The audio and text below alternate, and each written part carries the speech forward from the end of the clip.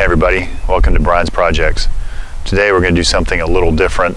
I'm going to do a review on a cargo carrier, and as usual when I started recording my neighbors whipped out the chainsaw. So I apologize for that background noise. Let's get started. We're going to take a trip to Florida here later in the month, and we're going to have to really pack the tour ag to get us, the four of us, and 2 dogs, and enough stuff to survive for a week.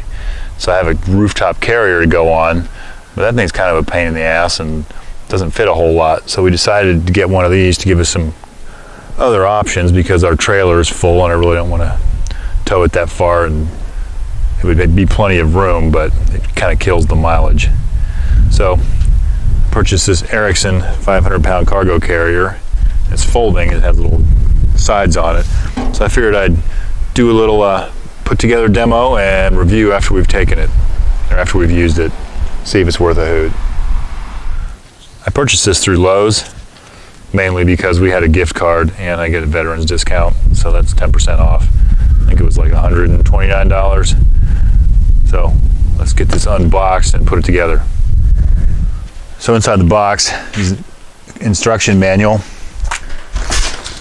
I'm assuming this is the base.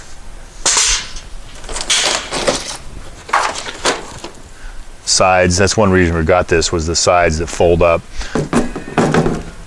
Kind of help secure stuff and not have to be as crazy about tying it down.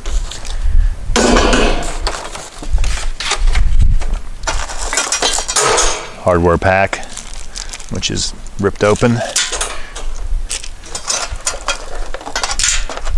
I'll get all this unpacked and we'll start putting it together. So there's this joining plate that you screw onto the outside. The wide part goes to the bottom on each side. I've already done the other side. And tighten the bolts, just the top ones, because I'm assuming the bottom part will attach to something else. And nice thing about this is this hardware is all the same. It has these carriage bolts and it takes a 17mm socket, and you just want to snug them up. You want to leave them kind of loose.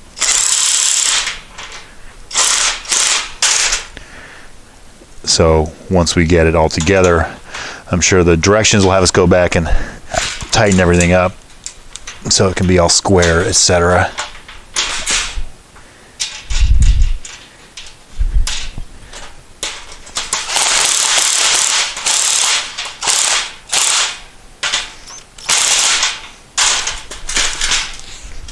The directions show assembling this all on the ground, but I don't like bending over all the time, so we're going to use the car as the workbench.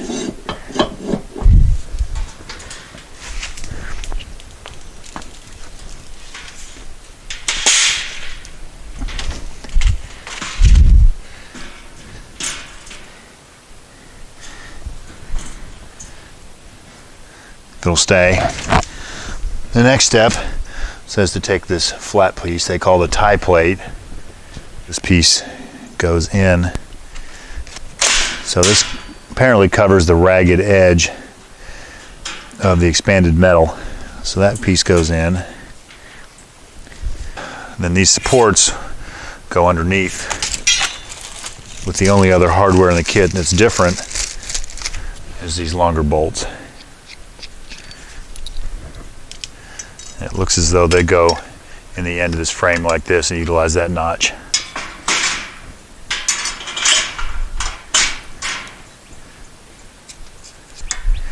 These bolts have an extra long carriage part that captures everything as it goes down through. Then these support braces go up through the bottom.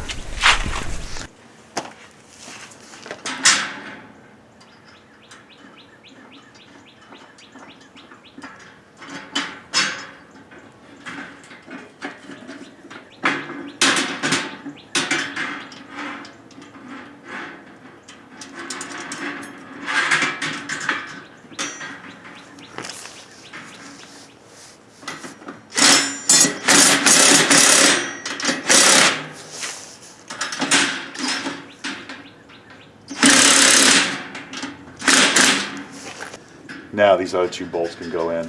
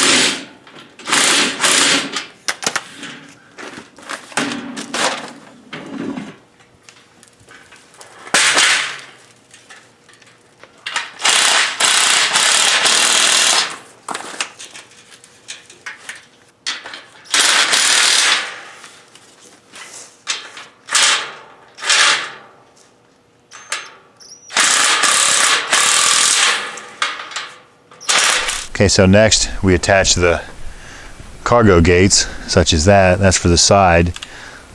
I've already attached the one for this side, and then it folds down so you can store it flat. And it has a spring-loaded pin and then a fixed pin, and they go in the end. And the fencing says goes to the inside. So you would insert the spring-loaded pin out here, push it in, and then slip this end into the hole over here. The only problem is there's no hole over here. Looks like Chang forgot to drill that hole. You can see on the opposite side, there's obviously holes on both ends. So I guess we'll figure out what size hole that is and drill that hole.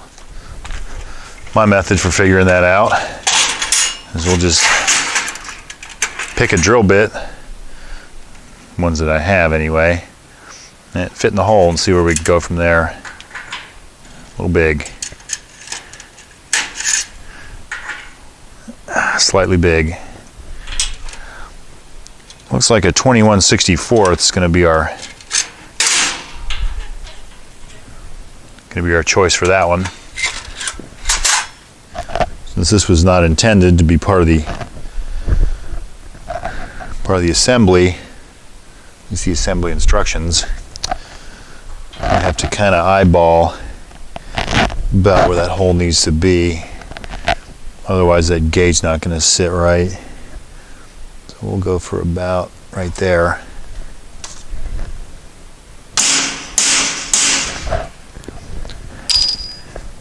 What also sucks too, this is pretty close to the bottom, so my drill's not going to fit, or any drill's not going to fit.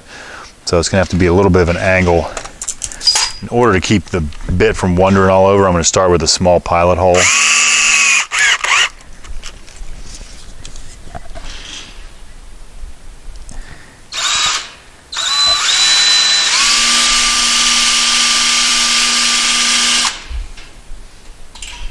We're still wandered off a little bit. Let me repunch that.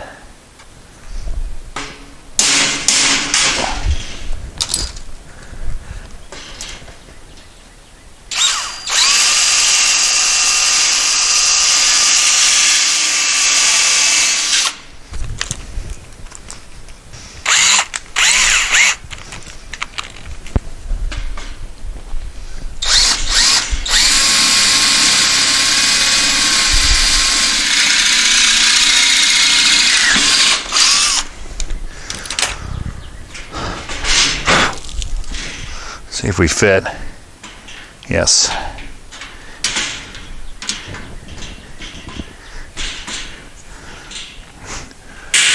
Once we get it all assembled, we'll be able to see how well that's going to let everything line up.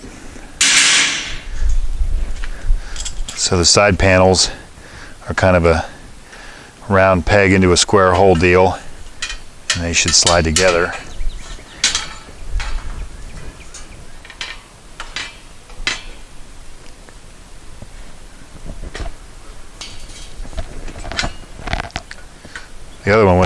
The other side went together really quickly and easily.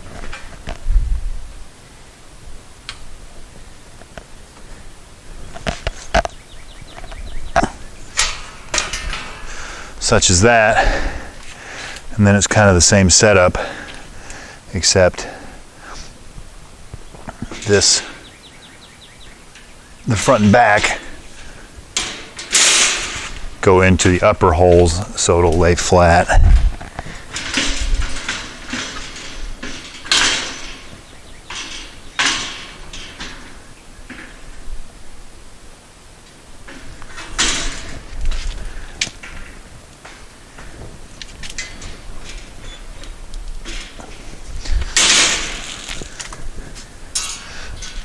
So to deploy it, appears as though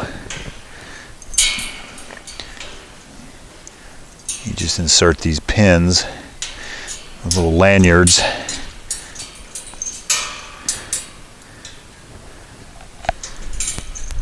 So there we have it. There are little hair clips that'll keep these pins from falling out. does have a little movement, but I will get our pin for the trailer hitch and see if that snugs that up. So I've slipped the receiver pin in there. It's better than it was. I guess with some weight on there, should center it up, and you want to obviously evenly distribute your load across there. So there we have it. That should allow us the opportunity to haul a little more junk.